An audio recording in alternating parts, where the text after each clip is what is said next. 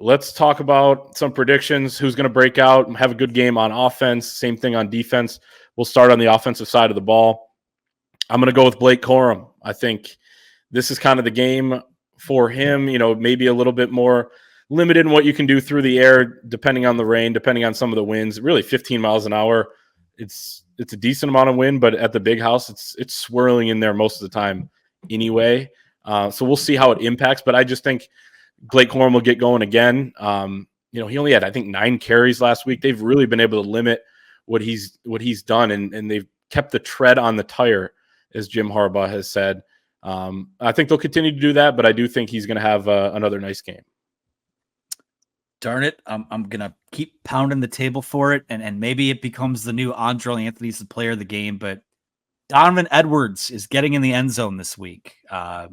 Somehow, some way, by hook or by crook, Donovan Edwards' breakout game this weekend. So you heard it here first. He was so close. He was so close on Saturday at Minnesota. For sure, he's definitely due. I mean, I would not have bet that he would have 0 touchdowns in the first half of the regular season. On the defensive side, I'm going to go with Josiah Stewart to have another really good game. I feel like he's kind of hitting his stride here. He's leading the team right now with 3 sacks, pretty spread out when you look at the sack production on this team. And we kind of talked about why the numbers maybe are a little bit lower earlier as well. But his pressure rate in true pass sets, 18%. It's second in the Big Ten, leads the team right now.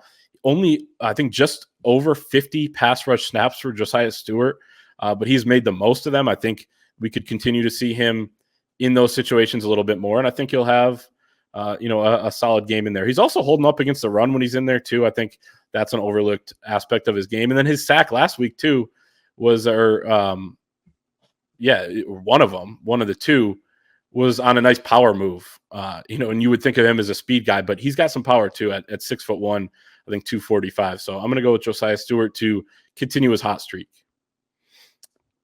I didn't think too hard about this one. This is I'm coming up with it on the spot.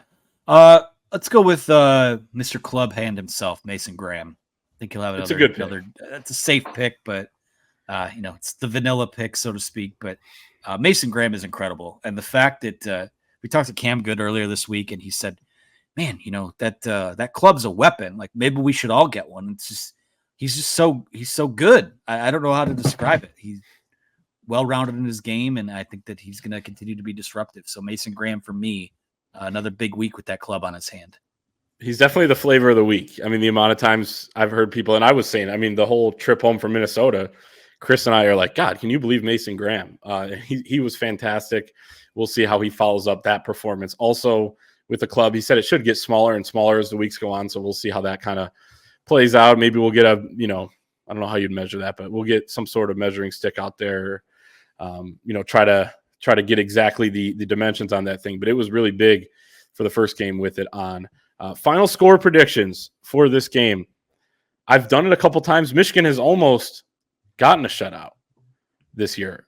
If those backups don't screw this thing up, I'm going 31-0 Michigan. I think that the weather could play a factor in that way, where I think Michigan can score more than this on Indiana, but I do think with some of the backups coming in late in the game, it'll be a little bit tougher. They'll stick to the ground. So I'm going to go 31-0, kind of a ho-hum type of game. They won 29-7 against Indiana a couple of years ago. It was kind of a boring game. I feel like it'll be semi-similar on Saturday. Yeah, a return to boring. And again, it's another week where if it comes down to the shutout for the staff pick, you and I are going to be duking it out. I have 31-3. I think they're rolling right now. I think that with the weather, it's probably going to cool down some of the potential fireworks. But yeah, it's going to be slow and ugly. The weather's going to be kind of a bummer, one of those gloomy October days. But again, it's just going to look like the other ones have, and maybe some people are annoyed that it doesn't look like the Nebraska or the Minnesota game. But 31-3 is my pick. That's a score very similar to basically what those first 4 games were. But yeah, we'll be sweating that out in the press box with the staff predictions. I think Doug Skeen won last week, so congrats to him. Let's get into a few games from around the country in our last segment. No man knows the future. and a few good ones. We also have a trophy game that we'll talk about in just a second. But number 3, Ohio State at Purdue is the game we will start with. Purdue, a 19.5-point home underdog. Over-unders at 49. I don't think Purdue's good. I've thought that Purdue is terrible all year long. I know they have played a little bit better. They've picked up their level of play, but I think Ohio State comes in here and wins that one pretty handily, covering the spread. I'm with you on Ohio State. I don't think they played well against Maryland. The score does not indicate how I saw that game going for them. But, at some point, if you're Ohio State and you want to be taken seriously as a legit contender for not just the Big Ten, but the college football playoff, you got to start imposing your will a little bit more. And I think they probably will this week. And then ahead of next week's game, the big noon game against Penn State, huge pecking order game in Columbus next weekend. But yeah, I think Ohio State covers that number. All right. And then Oregon, number 8 in the country, at number 7, Washington. Washington, a 3-point favorite at home, over under 66. Maybe definitely the best matchup of the week. Probably going to be a really fun one as well. Potentially one of the more fun games of the season. I'm going to go with Washington at home. I think, Bo Nix against Michael Penix. I think I trust Michael Penix in that great receiving core just a little bit more. Home field advantage. I'm going to go with the Washington Huskies. Yeah, this is tough. Essentially, Washington's a 3-point favorite. That's basically a pick 'em game if it were on a neutral field. It's not on a neutral field though, but when I look at it, I just think that Oregon's just a little bit better defensively. I think the talent's a little bit better on defense for them, and I think that's going to be, in these types of shootout games, you got to get off the field or turn over the team in a critical situation. And I think that Dan Lanning in Oregon will be the team that does that. So give me Oregon. All right. And then next game, number 10, USC at number 21, Notre Dame. Notre Dame season basically dead here. Notre Dame, a 3-point favorite, over under 60.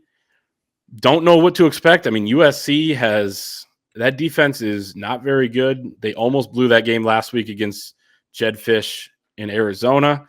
Something tells me, though, that it feels too easy to pick Notre Dame in this game with just the stylistic advantage maybe they have in physicality, home field advantage. USC beat them by 11 last year. This feels pretty similar to me and how these two teams are. Maybe Notre Dame's a little bit better with Hartman back there, but that offense is struggling. I'm going to go with USC. Just for entertainment's sake, I'll go with Notre Dame. I don't take USC seriously at all as a national title contender, as a playoff team.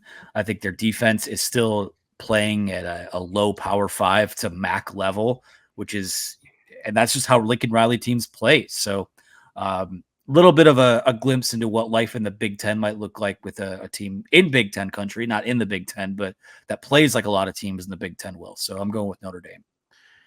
All right. I held off on this game because I wanted to make sure we have the photo up on the screen, but Michigan State at Rutgers. Rutgers, a 4.5-point favorite, over under 39. Should be an exciting game. They're playing, you got to throw the records out, Anthony. When you're playing for the Situation Trophy presented by Axe Body Spray, you throw the records out between these two teams. It is going to be an all-out brawl in Piscataway. Should be a really good, fun game with the over-under at 39. Your thoughts on this game? Sorry, the photo. If you're watch, I mean, it's just so off-putting, and it's like a photo you can smell. You just smell how terrible that is. I don't know, man. I mean, I could see Michigan State winning this game, leading to some false bravado heading into next week's game in East Lansing. So I'll go Michigan State. I don't know if they'll win. I think they will cover, though, and this is going to be a good old-fashioned Big Ten slap fight. Yeah, I had no clue in this one either. I'm going to go with Michigan State as well. Neither team's good, and I don't know. Maybe Michigan State can hang in, and just not sure. Just have no clue about this game. But it will be fun to see someone parade that trophy around the field after the game. And then the last one, Iowa at Wisconsin. Wisconsin, 9.5-point favorite, over under 34 points. These are my top two contenders coming into the year. I think they were for you as well, AB, in the Big Ten West. It looks like Wisconsin's to lose at this point, especially with the Cade McNamara injury. Wisconsin with that 9.5 points that they're giving. I'm going to take Iowa. it's just the Big Ten West. Like, doesn't seem to be a lot of blowouts. It seems like when when the favorite's about to emerge, then somebody plays them close or beats them. So I'm going to go with Iowa to at least keep it within that 9.5. Yes. I'm going to go with Wisconsin, but when you that over under plus the 9.5 looks, I wouldn't bet this game at all, but No. if I had to make a pick, I think I would say Wisconsin wins, 24-14, something like that. I think Wisconsin will cover though. Iowa's just so bad offensively. Poor Deacon, was it Deacon Hill? I believe the guy's name, just not ready for this at all. So no, not at all. Yeah. Agree. So we'll see how those games play out. Should be a good slate of college football on Saturday. Michigan against Indiana, noon on Fox. You can follow all the coverage over at thewolverine.com. Also, if you're watching on YouTube, make sure to like this video, hit that thumbs up button as well as the subscribe button. Thank you for all of your support, and we'll see everyone next time.